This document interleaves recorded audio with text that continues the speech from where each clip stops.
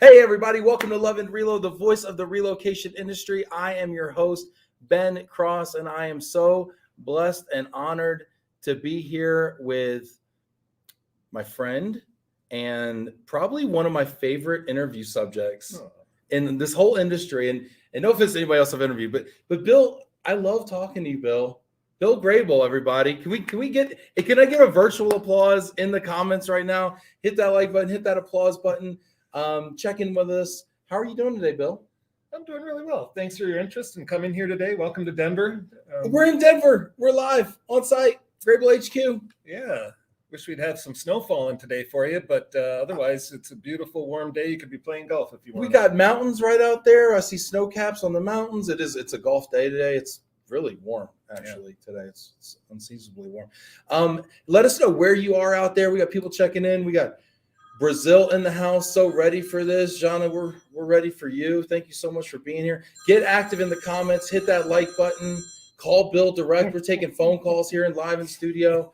If you've got questions for Bill, let us know. We're going to be talking about kind of our kind of philosophies around the mobile employee experience, the mobile client experience, some changes that Bill, that you've made to the website and everything, but it's more than that. We're going to kind of dig into that and the philosophies around that.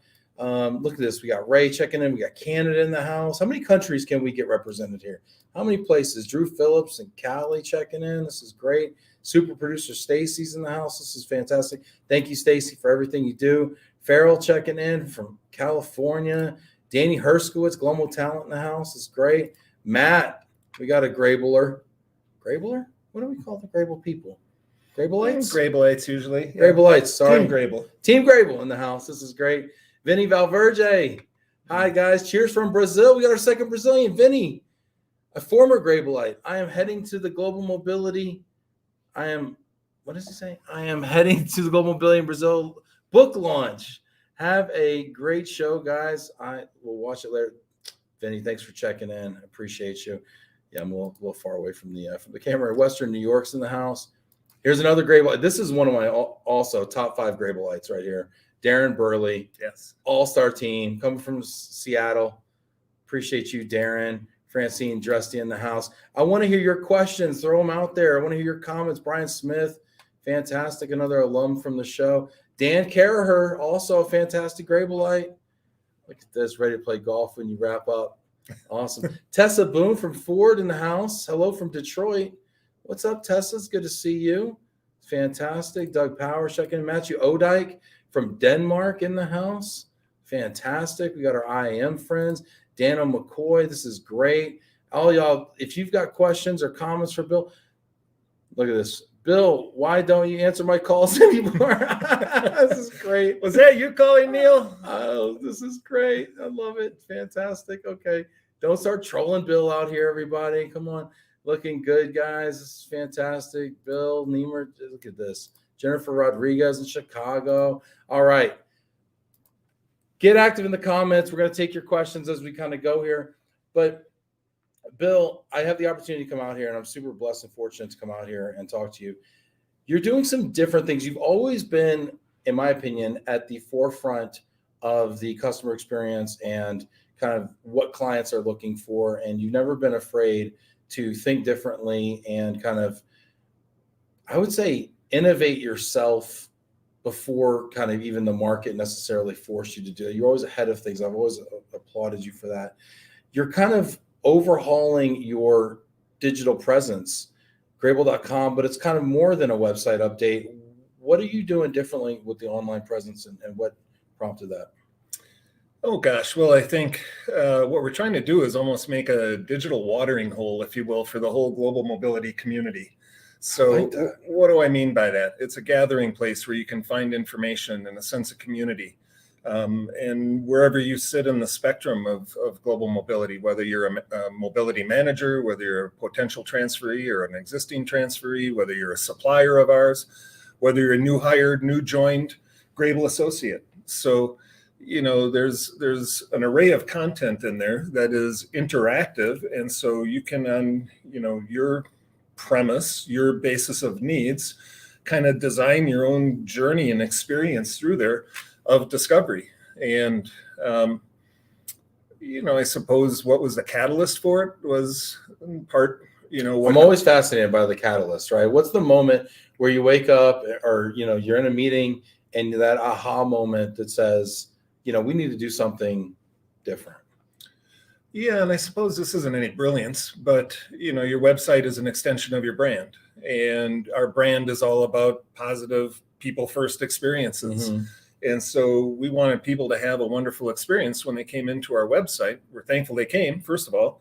Now, what kind of experience are we going to provide for them? Well, we have to provide for any number of experiences depending on where they sit with respect to relocation and their level of knowledge and understanding. The time frames in which they need to consume or otherwise take information that they glean from here and bring it back to, let's say, the stakeholders in their companies, or in many cases, like a supplier of ours could go in there and bring their teams in there to learn more about our values, our objectives, and in terms of any number of things. All the things that you really kind of touch on in like Graebel Alliance, for instance, where we've come to Denver in the past and kind of getting injected with that kind of culture and things like that. I'd like to ask, we have a lot of suppliers out there. Suppliers right now in the comments, let me know one thing that you'd love to see on a website as a supplier when you go hit it.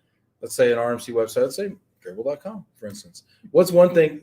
Let's crowdsource real quick. Throw it in the comments. I'd love to know what you'd like to see on a website. One thing I saw that I thought was really interesting, and this is really for clients, I guess, is there's a free mobility assessment tool on there. I was poking around earlier, and I thought that was really brilliant. And to me, it struck me as kind of like a comprehensive benchmark thing that you can just go in, answer a series of questions, and know where your program stands on a few different areas. I thought that was kind of innovative, and the fact that you put that out there, kind of not behind a paywall, not behind say, well, this is only for our clients or this is only for people we're actively engaged with, but you put that out there for everyone. Why did you do that? I suppose there's a couple of reasons, Ben. Very selfishly, we're trying to attract world-class talent into our organization, and the mobility industry isn't one that people necessarily graduate from school and have a purpose and a vision and a degree of enthusiasm about, right?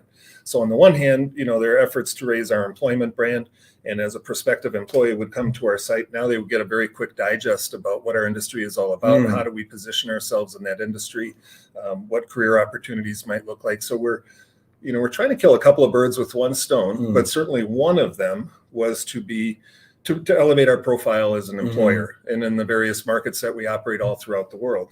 The second is to kind of have empathy for that person that maybe is an HR generalist that all of a sudden had the bosses come in and say, you know what, we just acquired a manufacturing plant in Mexico, or we just bought our largest competitor and we need to mobilize, 20, 30, 50, 200 of these very important people in order to make sure that this acquisition, the ROI, and the intended objectives are complete. And a lot of times that shocking moment, the person who then gets tagged with the responsibility has a hard time really knowing, what do I do next? Yeah. And so we almost began that mobility health assessment to say, regardless of where you are in maturity, here are ways that you can kind of self-diagnose your degree of readiness to solve your opportunities. And oh, by the way, if there are gaps, here's how you can, fill those gaps. And there's no one, right answer for every client or every program, but it at least gives you the ability and agility to kind of experiment and see, does this ultimately fit our culture and the objectives we think of stakeholders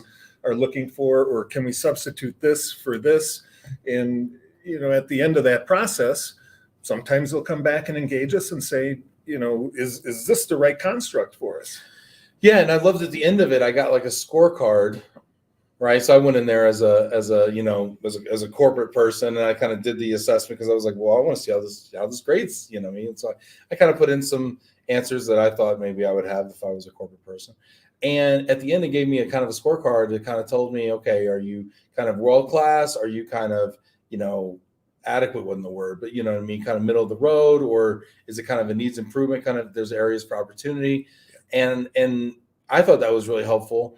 And it broke it down in almost a scorecard fashion where I could take that. I'm assuming I could take that snapshot to my boss, frankly, my stakeholders, and say, or to my talent organization, and say, hey, here's kind of how we rank as far as what we're putting out there from policy and benefit standpoint, how aligned we are. One of the questions I thought that was really interesting, I hope I'm not giving away the secret sauce, but it's public information, so I'm not. But it's like, how often do you interface with talent? How often do you interface with finance? How often do you interface with payroll? How often do you? And I thought that question was really telling too. Well, no question. That's all about stakeholdering, right? Yeah. And so, mobility manages and orchestrates the process, but they're doing on behalf of whom? And there are multiple stakeholders. And so part of the equation is making sure the mobility manager, if you will, even knows how to perhaps properly engage those other stakeholders and bring knowledge and insight and information to them. Yes. And perhaps even comparing and contrasting, saying, okay, here's our current program. And based upon its attributes, it's grading out as a B. As an employer, we are telling our workforce we want them to have an A level, if you will, employee experience. Right. And we want to be an A level talent brand, and we want to be an A. Yeah. Mm-hmm. So now we have a gap. Mm-hmm. Well, it might have been difficult for a mobility manager to explain that and create examples and show contrast to how they could maybe shore up certain dimensions so that there was more synergy and alignment with their stated goals as an employer, with their stated objectives in terms of employee relocation experience, but the constraint may have resided in a component or two of their policy. So it's frankly, the web design is an empowering design. You can come there, and as I said, as a watering hole, it can bring a whole community of folks, but hopefully there's something in there that you can come away with greater knowledge, greater insight, certainly a greater understanding of, our values and objectives and what we're trying to, as a service organization, accomplish. And you've heard me say this before, Ben, before you do anything in the service industry, you have to be equal, if not greater, as an employer. So if you want to be an average service provider, you can be an average employer. But if you want to be an outstanding service organization, there's no way you're going to be an outstanding service organization if you aren't first an outstanding employer. I love it. It makes sense. Explain it, though. Why is that? Why is it impossible to be an outstanding service organization if you're not an outstanding employer? All right, Ben, I'm going to role play with you a little bit here. All right, I love it. Let's role play. Okay, and you're my new employee. Sweet. Dream job. Thank you for joining Graebel. We're really excited to have you on the team. Yes. Your job is to just unconditionally pour yourself into the needs and interests of the people you're going to be serving. So I need you to be empathetic. I need you to be proactive. I need you to be caring for them as if you were caring for your mother during the course of a relocation. Wow. Meanwhile, Ben, what I don't say to you explicitly, but as behavior evidenced in the organization is, gosh, we like to micromanage.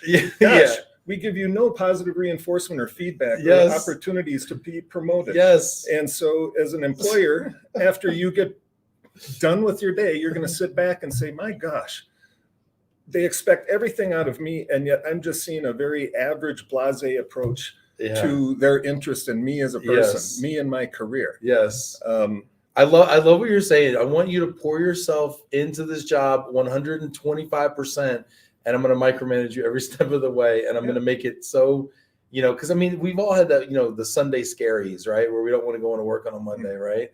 And it's because of those cultures. And you're right, because in order to provide that world-class service, and I remember you speaking at Graebel and I and stuff, and talking about, we need to take it up to 11, right? We need to start, we can't say 10, we got to go to 11, because that's where expectations are headed. And in order to get to 11, you got to give 110%.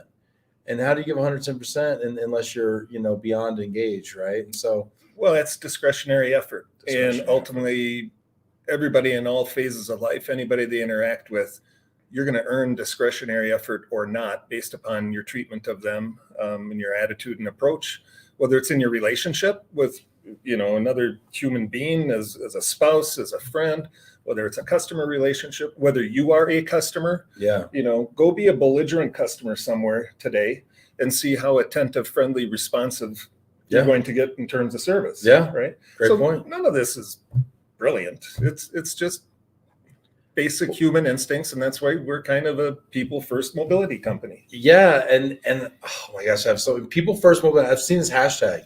You're using hashtag. Get in the comments. So I'm seeing some amazing comments. I want to hear your thoughts on this. But Bill, real quick, I'm seeing this hashtag people first mobility. I love it. I didn't know you're a hashtag guy, but I dig it. My people are hashtag people. That's awesome, though. I'm not really a tweeter. Yeah. But anyway, But we understand its presence. Mobility, what's that all about? Like, why was that kind of, why is that your kind of the mantra going on right now? Well, it's not technology first mobility. It's not equipment first mobility. Right. It's not me first mobility. It's people not first. Not policy first. So, not to be glib, people first is our whole orientation, right? And you kind of heard me. It starts with how are we as an employer, right? And then the next phase is how are we as a customer to the supply chain of the industry? Because just like an employee, suppliers are going to react to you with discretionary effort, right? And many of the suppliers we use are the same suppliers that our competitors use, right? So how in the world are we going to have a different experience than our competitors if fundamentally we're using the same suppliers? How am I going to get the best driver? How am I going to get the best coordinator? How am I going to get the best apartment in downtown, Chicago? And generally the way the world works is you're rewarded the best resources if you're the best customer. Yeah. Right. Yeah. And so we want to earn that. Yeah. And so how do we do that? Well, we put the relationships, there's another thing that is very much a part of our organization today. And it's understand clearly in every relationship, in every interaction that you have. If you want to have a better relationship, if you want to have the opportunity to grow in a relationship, the first thing you need to do is to understand clearly, what are your objectives, right? What are your needs? What are your interests? What are your concerns? Understand those clearly. Then you're nothing but an interesting character to talk to if you don't care deeply. And it's when you start demonstrating you care deeply that the differentiation emerges. 1,000%. The trust, the comfort, 1,000%. the peace of mind start, rolling through that relationship. And then hopefully with those two things put together, you can grow purposely and positively. However you define growth. Is it monetarily? Is it in terms of trust? Is it in terms of scale? So Bill, you're getting me emotional, man. It's early still. No, but you're getting me emotional because I'm all about the purpose and about caring so deeply. I mean, I think that's what makes it different.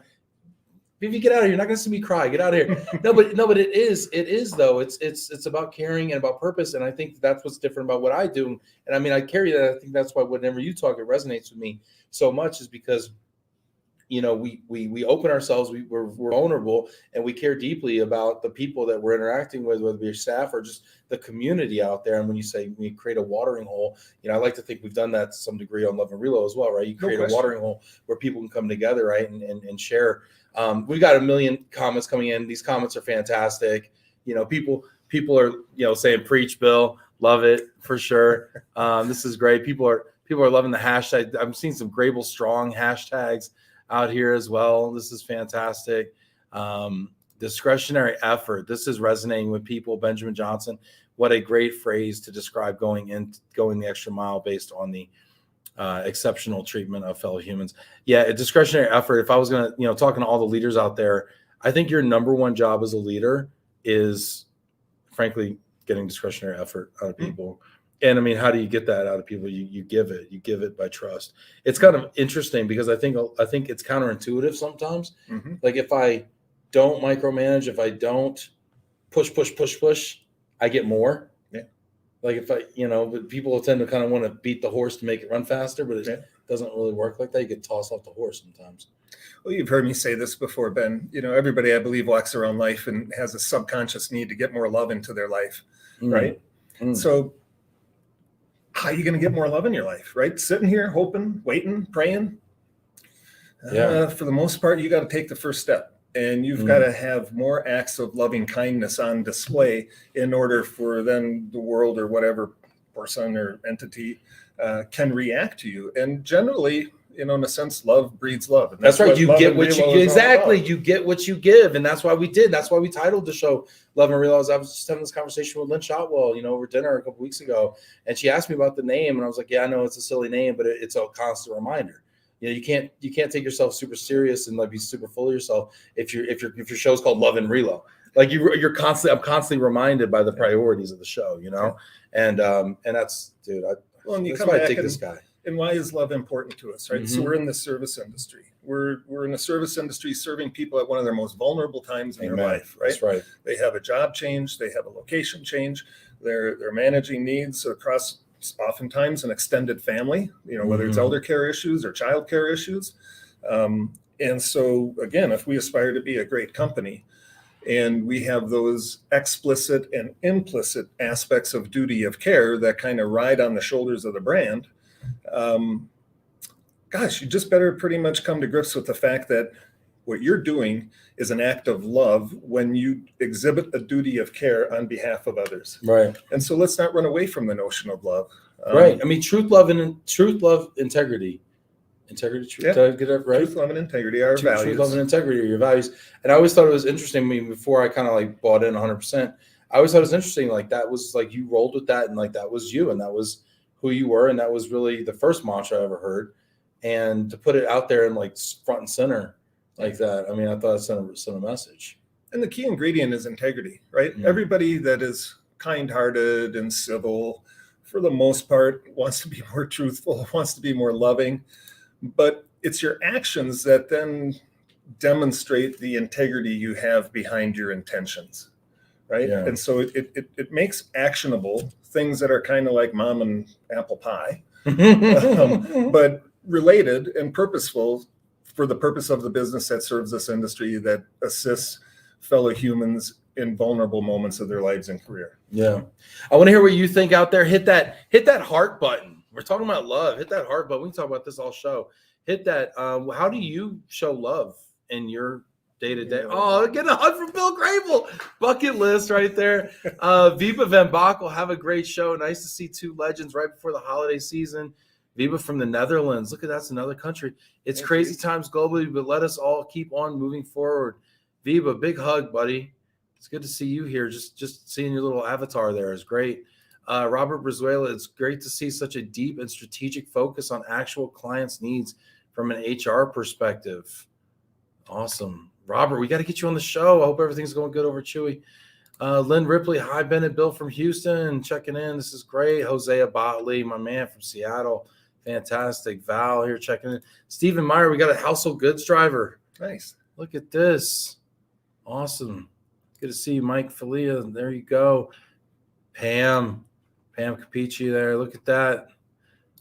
Look at, we're getting all the hearts. Janet Turner with the hearts. What's up, girl? How you doing? Francine, wow. How do you get more love in your life? I love your heart. It shows in your organization. How does that make you feel, Bill? Of course, it'd make anybody feel good.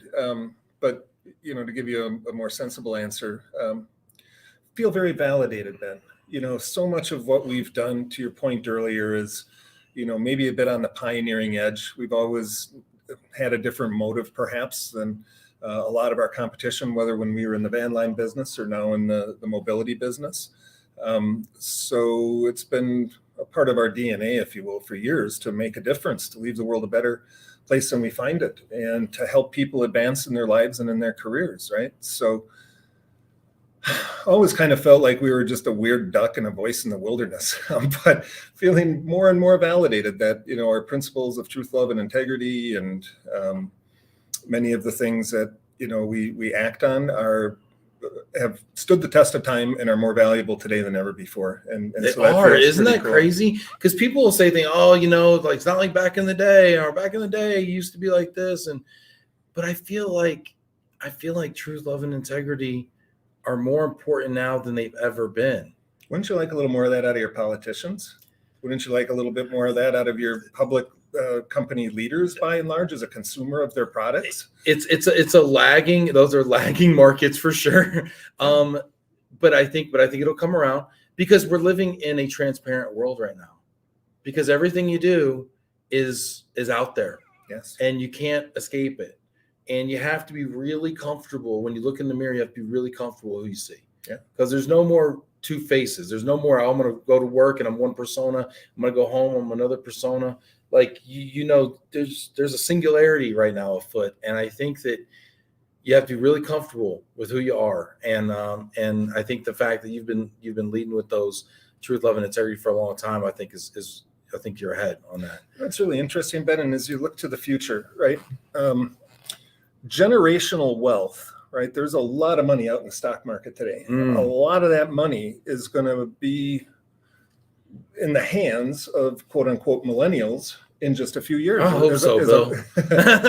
Well, as part of estate plans, right? So, I mean, now, conscious investing is going to be more and more of a feature in how companies are rewarded going forward. So whether it's your ESG strategies or your DE&I strategies, companies will get different valuations placed on them in the future based upon not only the bottom line they're driving, but the triple bottom line they're driving. And that's this notion. What do you mean triple bottom line? Give me. That's this notion of people, planet, and profits. And it's basically wound up into the UN Global Compact. And it's 17 principles basically to focus on that create sustainable communities, sustainable businesses, sustainable jobs. And it's not just all the pure pursuit of profit. It's about being responsible actors in your community. It's about, being responsible operators with respect to the environment. And so before all of that became cliche or was, talked about in media and pundits, so forth, jumping on it, that's just another one of those extensions of our DNA that we've never really talked about much, but now that it is a focus of conversation in many instances, it's just kind of a natural outgrowth of what our DNA and mindset has been. Yeah. You talked about, and we're kind of going off on a tangent here, but you talked about, I got to read this comment before I go on. Alan says, I will never forget what you did for me during the worst time of my personal life. Wow. And he goes, before he said what an honor it was to work with you and stuff. I mean, that's legacy, right? I mean, the people that we've impacted, now we've changed the world and our fingerprints left on the world. I mean, I think that really is truly is our legacy. And anyway, not gonna make you cry, Bill, put you on the spot too much here. But going back to DE&I, because it's something I'm super passionate about too. And anytime I can find a white man to talk about DE&I with me, I'm going to take that opportunity. Because I think we have such an opportunity to make a difference in the world and be change agents in our space. And I've always respected you for doing that. And so, and I've always respected really kind of Graebel's stance on the investment that you've put into it. We had, Valencia Culberth on the show. She's phenomenal. But tell me why that's important for you and maybe some of the steps maybe that you've taken organizationally. Oh, again, it's the right thing to do. It's necessary. It's become abundantly clear we're a global employer. And again, I'm talking to you from the lens of an employer, right? So if we can't resonate with the workforces and the communities in which we operate and are seen as being, open and available for people to come join and have equal access, if you will, to career opportunities, I guess in some regards it begins there. But we also want to use our company as a platform for improvement in our communities as well. Yeah, I mean, look at the influence that you have, right? I mean, look at the influence. I mean, not only like in the community like Denver, right? But look at the global mobility community. That as well, the virtual big industry community. I mean, look at the amount of spend that you wield, right? I mean, I remember having you on the show last year, and you talked about the amount of turnover, the handle that you have as an organization globally, right? Yeah. And then as a client, when you say, "Hey, this is our requirement, so this is our table stakes for doing business," I mean, such a domino effect can happen when a client as big as you says something. Well, and then the client's far greater than us that we serve, right? And so there's this just waterfall, if you will, of commerce that is having a more conscientious lens put on it to say, can we use these platforms to create greater equity, to create greater diversity of thinking and participation, and at the same time draw more into the conversation to really become part of an exceptional community. Right. And I love you may not know this, but we have a DE&I council in each of our locations around the world. And then that's all rolled up and, if you will, coordinated through Valencia here in the US. Wow, what a great idea. The idea exchange and, diversity in Latin America means something completely different than it does in Southeast Asia or, different in Kent, Washington than perhaps Owasso, Wisconsin. Yeah. All sites that we have lovely professional people working Mm-hmm. in all diverse communities in their own right. Mm-hmm. But now, are we at least conscientious in trying to make sure that our workforce in any given community looks like the broader population in that community? Yes, we're ever more conscientious about that. Are we more conscientious about, looking at various job functions, and are they equivalently represented, and are opportunities for advancement equally, in a sense, offered? So it's all the right thing to do. It's, again, I think, been historically part of our behavior that didn't have labels and boundaries and definitions put on them. But as it becomes more and more important for us, again, as an employer, to demonstrate, yes, this is the kind of environment you could come into as an employee or as a customer. Yes, we're going to be serving your diverse workforce. We know this is important in your organization. And hopefully we can keep pace with you and, in fact, complement you and your efforts out there as an organization. And it's been kind of cool. Some of our teams are now starting to consult with the client about looking for, is there like implicit bias in the design and mobility programs? Well, there's implicit bias in everything is what I've learned over the last 2 years of really taking a look at this, right? I mean, that's institutionalized, bias. But I mean, looking at it within global mobility programs, definitely. Looking at it within supplier diversity, right? When we talk about, how do we create real change in the world? Well, we have to look at our spend, right? I mean, follow the money that's pretty much true with everything, right? Follow the money, sure. And like, how do you create stronger communities? Well, you get intentional about spending money in those communities, and creating opportunity and generational, wealth and things like that. I mean, so I think that's so great. We got comments coming in left and right here. People are loving this, listening. Vivi, hey Vivi, Vivi's in the other room. So proud to be witnessing this inspiring show live here in Denver. Thank you. Thanks so much for having us here. This is great. My pleasure. Sending lots of love from Graebel. Eric Scorzelli, what's up, Eric? It starts with love. Yes, for sure. People are loving it. The values are shining through. Truth, love, and integrity. Like, you guys y'all need to make some truth, love, and integrity t-shirts. We have them. You really do. You need to get some big boy sizes. I'll wear one at ERC for you. The main thing here, Ben, if anything, what our company can be, I hope to have it be a platform for, is when you hear these values, sure, they have a purpose in terms of commerce and being an employer and being a supplier and all of that.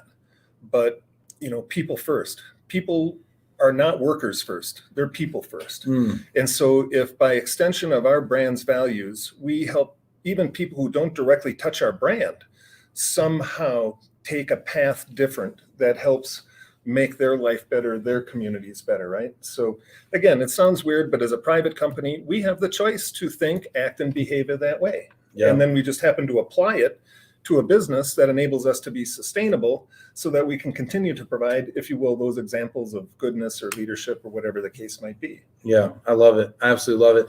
People are just, a lot of kudos, a lot of love here. Jamie Massler checking in, Stephen Meyer shouting out, Graebel Van Lines as a driver. He was a huge fan, of that organization and everything. Everything your dad built there. Janet, I'm close to your grandbaby, Janet. That's right, Penny, just down the road. I might have to go see her. This is great. I want to talk. We talked a little bit about employer, employee. I'm really curious. We hear a lot of talk about the Great Resignation. I want to talk just as someone who serves employers, as a large employer yourself. Thoughts on the Great Resignation and how it's impacting our world?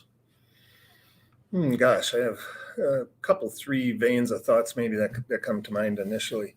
The first is, why are people compelled to resign, right? So at least the way I would approach that is to say, they're probably sick of having a job that they no longer have line of sight to their individual purpose. And a lot of times jobs say, you can do your job, you can show up late for your job, you can do a crappy job, but, you can keep showing up and keep cashing the paychecks, right?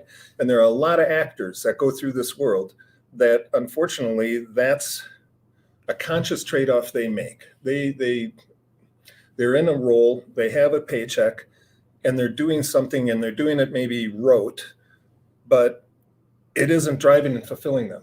right? So now with the disruption that COVID created, people are sitting back and saying, they've gotten very introspective, right? Haven't we sat around a lot and been in our heads a lot over the course of this last 18 my 20 favorite months? is people are saying it's not the great resignation, it's the great realization. That's a good term. It's a good I like that term. Yeah. So I'm realizing, hey, is there something more I want out of my life? And if there is, I might as well take this window of opportunity and do it. And, you know, folks have saved up maybe a little more during the pandemic, and, you know, they've had lifestyle changes because they don't have to spend time commuting. On the other hand, you know, they've been uncomfortable if they had to homeschool their kids and they weren't really capable and qualified to do that. So there's all sorts of, you know, convergent forces that are causing people to reevaluate, hey, have I been living the life I want to live? And is it the life I was meant to live? Right? So there's that. Then there's the employer side of things. And, you know, sometimes, you know, there's good bosses, there's crappy bosses, and there's really bad bosses. And, you know, crappy and bad bosses, I believe, are exposed as being an undesirable place to return to or to continue a relationship in. So I think there's a certain amount of pressure on leadership to be more conscientious about the welfare, the well-being, the wellness of your workforce. And if people aren't seeing that, you know, like proactively being applied, they're like, well, gosh, it's never going to change. So if this is what I'm looking for and I'm not seeing it, and the prospect is it's not likely to change, right? And it's not aligning with my purpose, right? So we got those things. And then I guess at the end of the day, there's a lot of wealth. And I think people in my generation, I know many people that just said, you know what? I'm doing okay for now. And I can probably make it to the finish line. You know, I was only going to work maybe 5 more years. I've got a different consumptive pattern going on. And, you know, if nothing else, I'll do some side projects, but I've worked a long time and I'm ready to take a break. You know, I think that, you know, talking about side projects and shout out to Peggy Smith, because she was the first person I heard beating the gig economy drum, you know, the gigification. And I was like, hey, what are you talking about? We're in Relo land. What are you talking about? Gig. But she was so spot on there. And I'm seeing not only the gig economy, Uber drivers, you know, DoorDash and, you know, TaskRabbit and whatever, but I'm seeing more people taking consulting jobs or becoming solopreneurs or becoming, you know, starting cottage industry businesses and selling stuff on online or, you know, whatever, you know, or doing what they did before for an employer, but doing it for themselves. I think that's still largely underreported. I think the numbers on that are going to come out during after people file their taxes for this year, and you're going to see data around how many people are filing or submitting 1099s, how many people are filing as self-employed and things like that. Yeah. And I think a lot of that's happening. Let's assume for a second I'm onto something, because, you know, I like to speculate wildly here. So I'm going to ask you to go down my rabbit hole of wild speculation here. But let's assume for a second that's happening. And I know it's happened for me and everybody on my team, right? We took the leap this year. What impact does that have to relocation, right? I personally did a self-directed relocation this year. I know a lot of people that said, oh, I can work from anywhere. I'm going to do that. My employer's understanding. My employer's going to allow me to take my job, which was a work from home, and now they're going to allow me to move to Florida or move to Texas or move to closer to family or whatever. My brother did it. He moved from Arkansas to Oklahoma to be closer to, you know, to dad. And, you know, there's either people going off on their own and moving somewhere, or there's these self-directed relocations. How do we cater to that market? Is that a market for us? How do we respond to that? Oh, that's a great question, Ben. Thank you. Finally, I did one right. And what you're really talking about are massive consumer paradigm shifts, in my opinion, specific to this industry. I believe the mobility industry will remain to be robust. The shape and the manner in which it's constructed and you know, self-service versus the full service dimensionality of it all. But, you know, if you think for a moment, the there will be more people needing the services of this industry. The unfortunate thing is there is not yet an easy, convenient, intuitive digital marketplace for the average consumer. Right? Beyond Google? Beyond going on exactly. Yelp or something like that? Exactly. By and large, that's a very immature digital marketplace. It's not curated. Nope. It's not vetted. There's no duty of care there. Nope. It's very much it's the phone book. Yeah. It's the phone book. Yeah. So frankly, there's a huge market opportunity there. Now, getting your arms around it is a whole different thing. And RMCs aren't very well set up for that, because even on the notion of, data and privacy protection, there's a whole nother set of rigors that have to be established to do that. And most RMCs, have looked at a B2B solution, and lump sum programs have evolved to now have kind of an extension out of B2B into a B2C experience, right? But we're still only touching kind of the captive mobile populations that are generally 1 or 2% of an employer's workforce. There's still communities out here that have lots of people who want to and need to relocate for all sorts of reasons. Right. And yet it's a very difficult experience to replicate in comparison to what they might receive if channeled through their employer. Oh, yeah.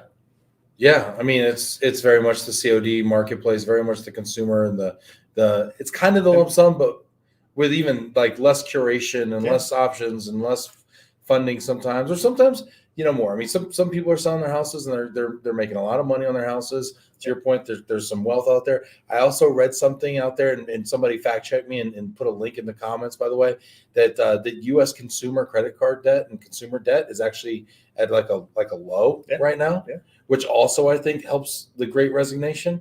Because if I don't have this monster debt hanging over me, and I'm right set up in my house and I'm pretty comfortable, I have more options and more decisions that I can make. I'd love to hear your thoughts out there. Throw it in the comments here. I'd love to hear what you think about this. Robin saying interesting about self-relocation. I'm telling you, people, and I know what's the difference between that and moving. I know, I get it, but they're not changing jobs, unlike in the past. If you moved if you picked up and moved from New York to Texas, that meant you were pursuing an opportunity or greener pastures or something. There was a change of job there, and that's not happening.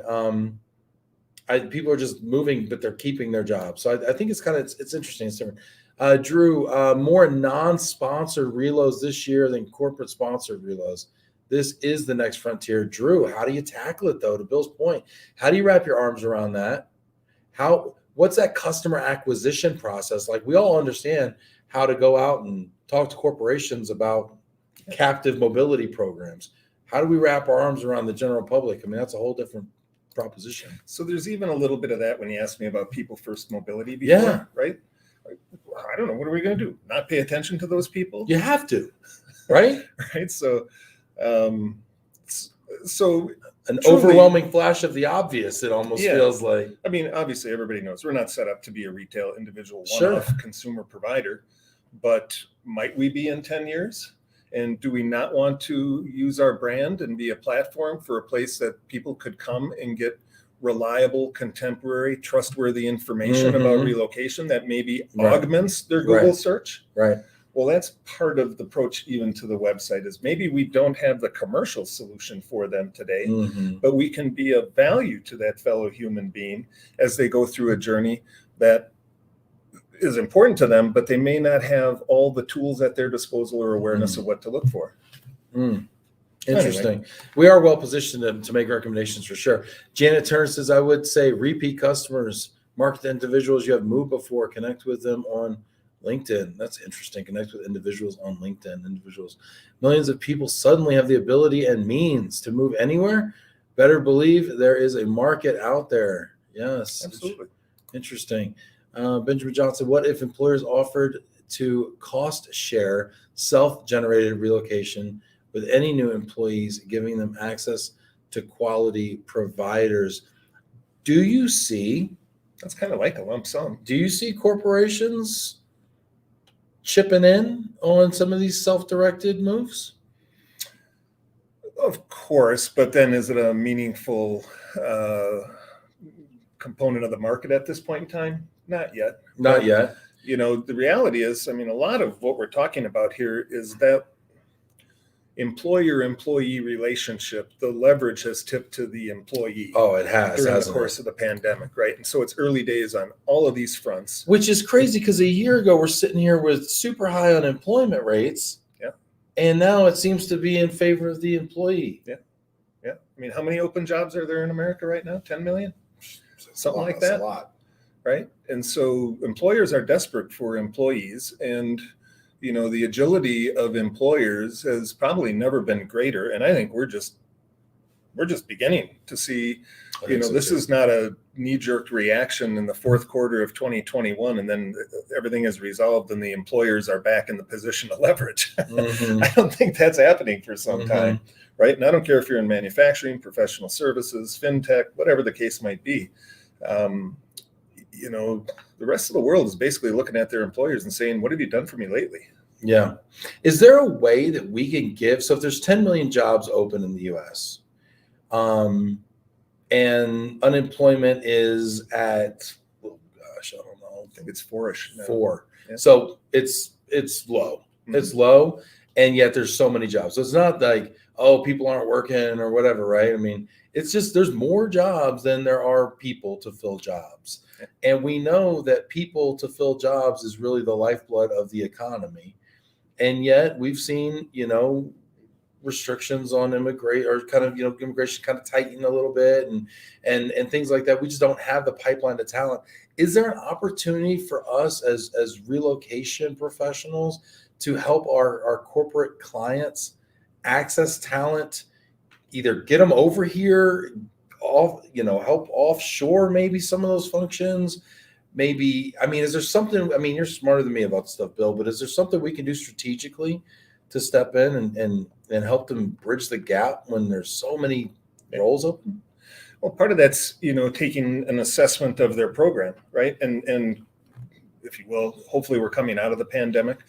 A lot of policies were designed pre-pandemic, and now you almost have to deconstruct them and say, are all those components suitable for use? And do we have an extended need for the mobility service inside XYZ Corporation than what it just formerly did? It was more of a transactional house. Now, can this become more of a strategic house in terms of, do we have gaps in our succession planning strategies? Do we have gaps in terms of distinct skills that maybe are new skills our organization needs to have in it because of the way the pandemic has influenced our business or our industry, right? Yeah. And so that's part of what some of the content in our web is designed to do, is to have that person that just came out of a meeting and they're saying, you know, hey, gosh, how do we motivate and incent somebody to be in at least near proximity to our hub of operations? And what might we do in terms of benefit to entice them? We've seen in some of our studies, about 92-ish or so % of people are willing to relocate if their, you know, current or future employer is willing to contribute something to help them offset direct costs related to their relocating. Right. So we know there's an appetite out there in the workforce. I mean, granted, we're talking about some of the unique anomalies that have come up and the different changes and people choosing to work for themselves. Okay, those are interesting new kind of vectors that have emerged, but there's still a large group of commercial needs and people interested in working for companies and having careers and the stability that they bring and the opportunities and the rewards.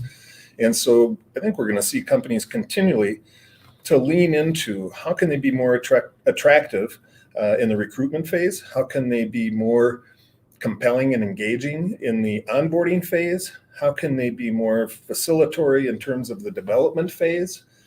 And mobility might play a role in each of them in ways that weren't necessarily seen as key drivers in the past paradigms. Right. But now these might be key value adders, enabling them as an enterprise to reach their talent objectives 3 and 5 and 10 years out. Yeah, and I love that idea. Hit that like button right now if you're watching right now. Hit that like button. Also, leave comments and questions in here. I want to spend a little bit of time taking your questions. We've foregone a top 5 in lieu of your questions, so put those in the comments right now, and I'm gonna get to your questions here. We'll take a few at the end.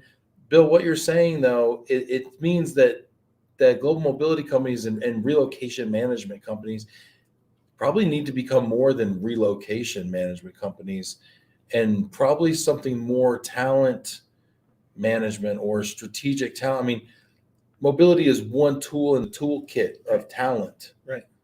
But we probably need to find ways to offer more solutions and more consulting, more tools, I would think, which is a great opportunity for us. Oh, no doubt. And you talk about the consulting side of things, back in the day, consulting was really a person who knows how much data sourced their consulting was, right? It might have been the School of Hard Knocks. It could have been the School of Experience and things that they have observed. But I think the consulting business is really going to start leaning into data and doing, kind of diagnostics inside of programs. And then having seen, whatever the outputs were, look to say, okay, what are our objectives of the future? And if this is the diagnostic of the present, where do the gaps reside? And then how can we, through policy design tweaks, through location of work, through assignment of mentors upon arrival, whatever the case may be. And that's part of the journey, is figuring out in each phase of an employee's journey, where are the moments that matter, that keep them engaged and stimulated on behalf of the needs of their employer? And what are the things that give them peace of mind in terms of as a human being? Mm-hmm. And, again, a lot of that, I think, kind of pre-data age was well intended by experienced veterans. And that will always have a useful place, because that's fundamentally the core of human to human interaction. But I do think we're going to be greatly enabled by having more data sourced guidance and guardrails in terms of how the consulting is delivered. Do we have that data, or do we need to get that from our HR partners?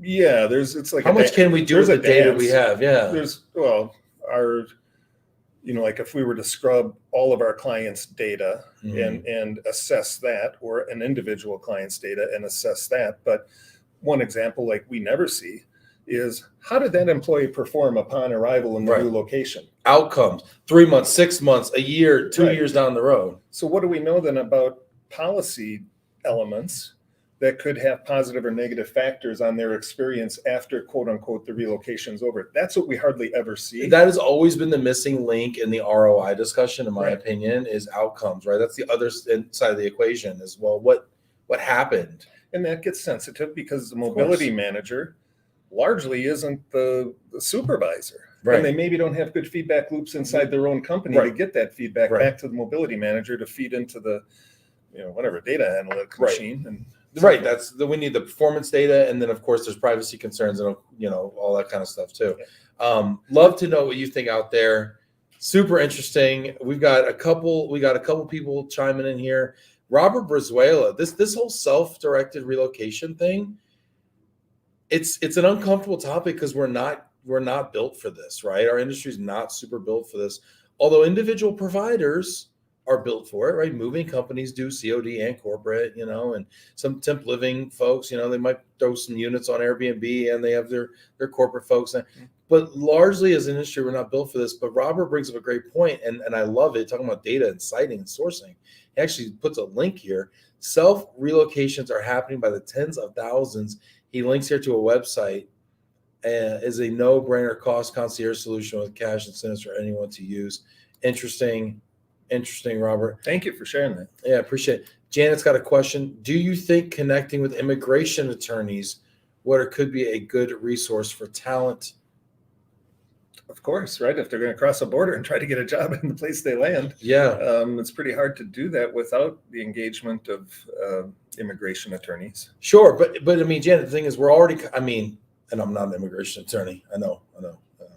I'm not. But it seems like we're kind of maxing out a lot of these, like H-1Bs, and we're pretty much it feels like we're pretty much exhausting all the avenues there, at least as far as visas go that I know of. Sure. Well, the U.S. is a tricky thing, right? And gosh, but just think, Ben, gosh, it's been real. I love this life, but I'm going to Costa Rica, and I'm going to set up my own consulting business in Costa Rica. Self-directed relocation right here coming. Right. And so now, how do I figure out how I can actually stand up an entity, be self-employed, Yes. and run a global consulting Yes. practice out of Costa Rica? Yes. That's a market that the adjacency to the RMC Yes. industry is really a long way away. Right. Well, you think so? Because I mean, we're compliant. We understand compliance. We understand tax implications. We understand immigration, implications to that. We understand how to physically get you there. I think we know a lot of the pieces, right? Oh, for sure, we know the transactional pieces, but our systems are not built to transact efficiently in that kind of context. Yes, and we don't have the personnel. We don't have like all the infrastructure. Probably don't even have the experience to be attractive and compelling compared to all the other ways that we're consuming services on our own time, on our own laptops or phones. Right. And so there's a huge bridge to be built to recreate the kind of experiences we all enjoy in certain components of our life that are really difficult to find as a individual consumer wanting a bundle of services sourced through legitimate actors with all the protective covenants of data privacy and not spending your money with illicit actors and having your whatever security and peace of mind upon arrival and destination. It's an interesting, fascinating thing, which I'm sure in time we will see the market create solutions for. I think that's such a next generation global mobility kind of evolution path for us. I think it's great. In a way, Ben, I've got three third generation members in our company today, and that's what they're really passionate about. Is seeing that transformation even further beyond B&B. It's not to say run away from B&B, but it is to see how far can we go in really being as impactful and beneficial as a B2C service available to, in a sense, their generation and then those that come behind them. Yeah, and it's funny because nowadays I feel like it used to be business class was the gold standard, but now I almost think consumer grade is kind of what we need to strive for as far as responsiveness, transparency, information availability, things like that. So let's see here. We got people checking in here. Robert, companies with more strategic talent management functions are assessing, equipping, and tracking high-performing employees pre-post relocation expat assignments. Deployment of retention of these key specialists and leaders is vital to the business. Yeah, Robert, for sure, right? So they've got the data, but they're not sharing it with the relocation of the global mobility folks, so they can do what they can with it internally. But there's a whole lot of subject matter expertise that's being kind of left out that I think could be valuable. And in part, that's again what we've tried to do with our website, knowing there's maybe some latency or some hesitancy in them coming to us as a trusted source. Okay, fine. Could they come to our website and maybe find some templates, some questions, some benchmarking that then says, yes, they're addressing this and they are starting to close that loop without necessarily having to engage us. So, we've built it with a number of thoughts in mind. Over time, some of these are going to prove out, more useful perhaps or more valuable. Because, like every time somebody comes onto your website right now, you're tracking how long did they stick there? What did they look at? Where did they click? Return, all of that. And so to be discovered, I suppose, over the next 12, 18, 24 months, what's really resonating? Right now, it's early days. People enjoy the experience. They tell us it's different. But it's really a story of data going forward in the next 12, 24 months that then says, how do we further refine this and make this watering hole even tastier and more attractive to more people? It's all about building a tastier watering hole. Elena says, Bill Graebel, you have a great point. Talent is moving to more destinations in the U.S. What a great convo about the potential in our industry. Man, what kind of a issue are we going to have if great talent's moving to Costa Rica or wherever? Those 10 million jobs could turn into 15. Let's see. Larry Kruger says, are you looking at some sort of an AI mobility model, making decisions based on scads of data rather than customized service. Larry from Canada. Larry, I think anybody paying attention is having their eye on that and is curious about it. I'm not aware. We're not terribly evolved in that regard today. Some of the tools we've implemented over the last maybe 18 months, not strictly related to COVID, but as part of our tech roadmap to begin with, it's just starting to populate itself, right? And the more, whatever you want to call it, transactions or volume or velocity that come through them, and it starts learning unto itself. But I would think absolutely that is to be expected. One industry that manages data and information doesn't have an opportunity or a need to apply that. Yeah. Yeah, it's interesting what the future is going to hold. I'm also looking towards, augmented reality, virtual reality. We're going to be talking about the metaverse a little bit more, which is like, what's going on? What's relocation look like in the metaverse? We'll save that for 2022. Yeah, you'll need another, guest. We'll get you some Oculus headsets here, and we'll go crazy. Interestingly enough, my wife and I were talking about that last night. It's like, how long do you think it'll be where at Christmas somebody gives us Oculus goggles? And we both laughed and chuckled and said, oh my God, hopefully not for 10 years. Yeah. But I say that tongue in cheek because I imagine that's, coming around the bend. You might get them from me. I don't know. I gave away some Oculus on the show earlier this year. Shout out to Paul Seymour. I've got a couple at my house gathering dust. So you might get one of them. I ship them over to you. Bill, this has been a lot of fun, but I want to give you the opportunity to leave us maybe with just a final thought. Oh, goodness. Final thought. Well, I'm so grateful for this industry and how it has responded in total to the needs of the people we are entrusted to serve. And I'm not just talking about our brand. I'm not just talking about the suppliers that we utilize. I think it's been very evident the duty and standard of care that has been on display by and large across the professional global mobility industry. Its curiosity, its resilience, its kind of notion of what do you need, how can we help you, that has been on display.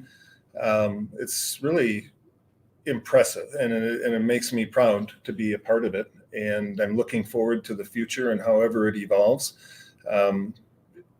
And you would too, if you're interested in the well-being of others and you're in the business where they put their trust in you, and you got to go forward and act on and deliver trustworthy outcomes. Yeah. So it's cool. Look at this day. Things are different and some parts suck, but gosh, there's going to be another beautiful day tomorrow in which we get a canvas to paint and live and express and hopefully have our purpose impact others that we come across. I love it. I appreciate it. We're so blessed. And this is the last show of this year for me here on Love and Reload. We're going to be starting back up next year. We're taking a break to be with family and just count our blessings and just kind of, get back to family. But I want to thank everybody out there who's watching. We got a ton of people tuned in today. Hit that like button, hit that love button. Appreciate y'all out there. And I just want to say I couldn't do it without you. This is the second full year doing Love and Reload. We started this in 2020, January. And so 2 years in, I don't even know how many episodes, maybe 400. And just it's such a blessing to me and an honor to get to talk to people like you, Bill. And, you've been on the show a couple times now. And thank you everyone out there who watches and tunes in. We wouldn't have a show without you. And it means the world to me and to all the people that come on and share their story and their perspectives. And so thank you so much for taking time out of your day. And now I've gotten to meet you all and going to like Worldwide ERC and seeing folks that you feel like you know super well, and you just kind of know them through the show. And it just, I can't tell you all how much it means to me that you all come here and support and make this a thing, because we just kind of made this up and we just ran with it. And then people like Bill believed it and they showed up and they talk on it. And then people like you show up and you watch it and you get active in the comments. And it's been great. And thank you so much, everyone. So enjoy the holiday season with your families. I hope you all get the opportunity to be with your loved ones and kind of think about what's important in life and I hope you enter into 2022 rejuvenated and ready to have a very successful 2022, because it's going to be an incredible year, Bill. Always. Yeah. Stay curious. Stay